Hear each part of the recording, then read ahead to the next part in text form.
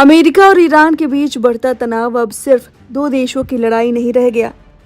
इसका असर दुनिया के तेल बाजार से लेकर आम लोगों की जेब तक पड़ सकता है, क्योंकि इस पूरे विवाद के बीच एक ऐसा समुद्री रास्ता है जिस पर पूरी दुनिया की नजर है।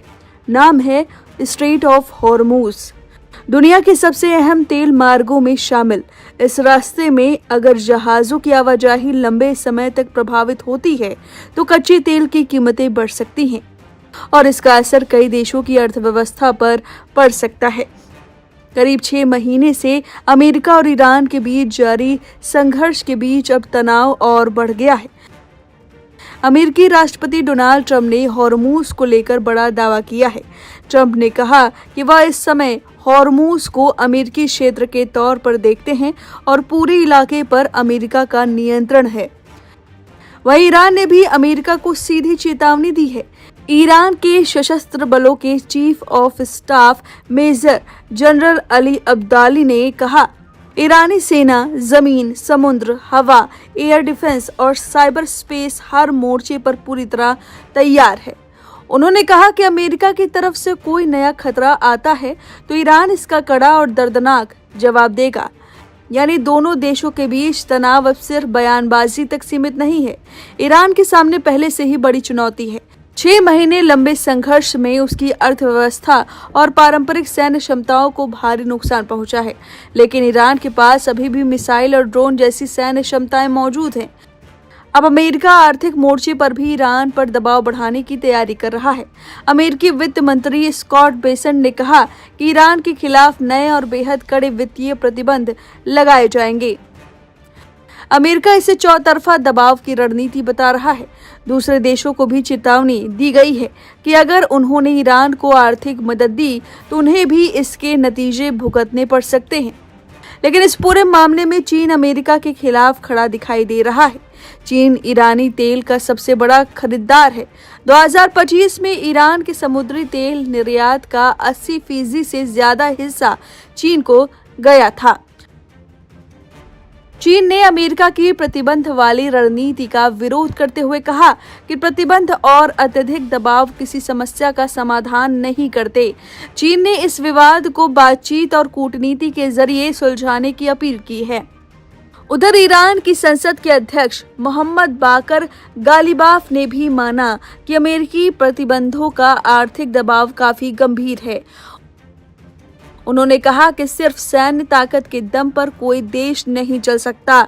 अगर लोग भूखे हों, आर्थिक गतिविधियां रुक जाएं और उत्पादन प्रभावित हों तो देश के लिए मुश्किल बढ़ जाती है।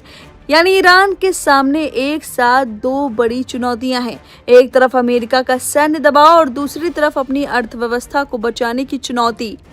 लेकिन सबसे बड़ा सवाल हॉर्मुज को लेकर है।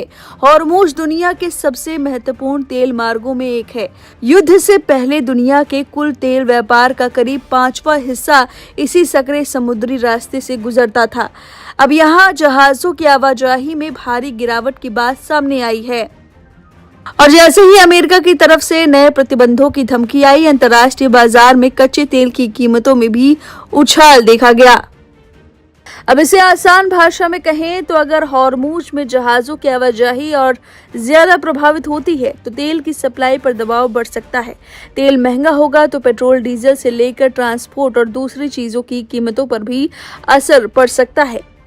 यानी हॉर्मुज में तनाव बढ़ा तो उसकी कीमत सिर्फ अमेरिका और ईरान को नहीं बल्कि दुनिया के कई देशों को चुकानी पड़ सकती है। हालांकि तनाव के बीच बातचीत का रास्ता पूरी तरह बंद नहीं हुआ है। हॉर्मुज के जरिए सामान्य नौवहन बहाल करने को लेकर ईरान और ओमान के बीच बातचीत हुई है। वहीं बात करें अमेरिका की, 6 महीने लंबे संघर्ष में ईरान को भारी नुकसान हुआ, लेकिन अमेरिका भी अपने घोषित लक्ष्यों को पूरी तरह हासिल नहीं कर पाया। ऊपर से युद्ध के कारण ईंधन की कीमतें बढ़ी और इसका असर अमेरिका में ट्रंप की लोकप्रियता पर भी पड़ रहा है। एक ताज़ा सर्वेक्षण में ट्रंप की अप्रूवल रेटिंग उनके मौजूदा कार्यकाल के सबसे निचले स्तर पर पहुंचने की बात सामने आई है। अप्रैल और जून में 2 बार युद्ध विराम की कोशिश हुई, लेकिन कोई स्थायी समाधान नहीं निकल सका। यानी फिलहाल कहानी में तनाव कम होता दिखाई नहीं दे रहा। ईरान पीछे हटने को तैयार नहीं है। अमेरिका दबाव कम करने के मूड में नहीं है।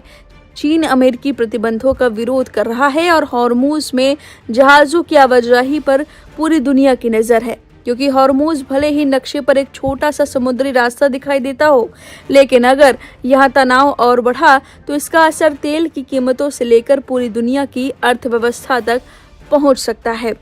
अब फिलहाल इस खबर पर आपकी जो भी राय है कमेंट करके अपनी राय जरूर दें। बने रहिए लाइव हिंदुस्तान के साथ। अगर होर्मुज तुम्हारा है तो अमेरिका का कैलिफोर्निया हमारा है।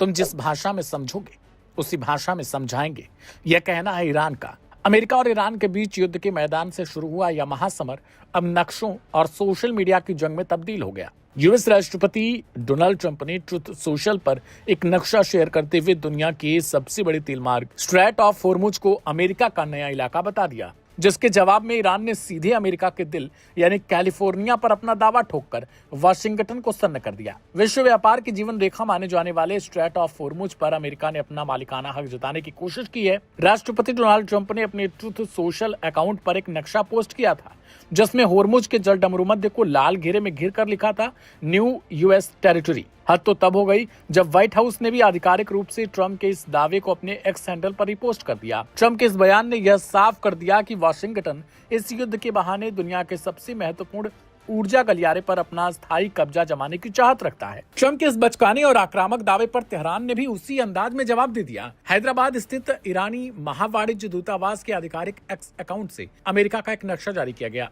जिसमें अमेरिका के सबसे शक्तिशाली राज्य कैलिफोर्निया को नीले रंग में हाईलाइट करके लिखा गया new territory of Islamic Republic of Iran. इसके साथ ही ईरान के उप विदेश मंत्री काजिम गरीबाबादी ने ट्रंप पर हमला बोलते हुए लिखा कि होर्मुज को लेकर उनका यह मुगालता या तो जल्द दूर हो जाएगा, वरना ईरान इस भ्रमित इंसान का भ्रम दूर कर देगा।